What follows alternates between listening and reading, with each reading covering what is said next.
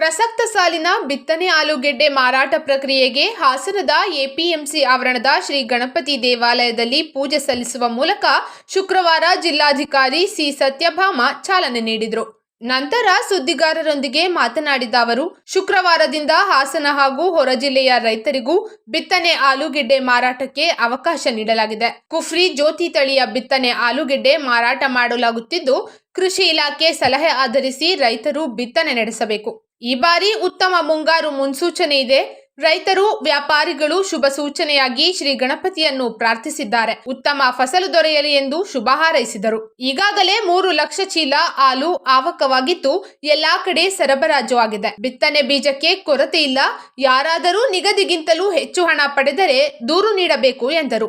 ಸುದ್ದಿಗೋಷ್ಠಿಯಲ್ಲಿ ಆಲೂಗೆಡ್ಡೆ ಮಾರಾಟಗಾರರ ಸಂಘದ ಅಧ್ಯಕ್ಷ ಗೋಪಾಲ್, ಕೃಷಿ ಇಲಾಖೆ ಅಧಿಕಾರಿ ಮಂಗಳ, ದೇವರಾಜು, ತಹಸೀಲ್ದಾರ್ ಹಾಗೂ ಜಿಲ್ಲಾ ವಾರ್ತಾಧಿಕಾರಿ ಮೀನಾಕ್ಷಿ ಸೇರಿದಂತೆ ಇತರರು ಉಪಸ್ಥಿತರಿದ್ದರು.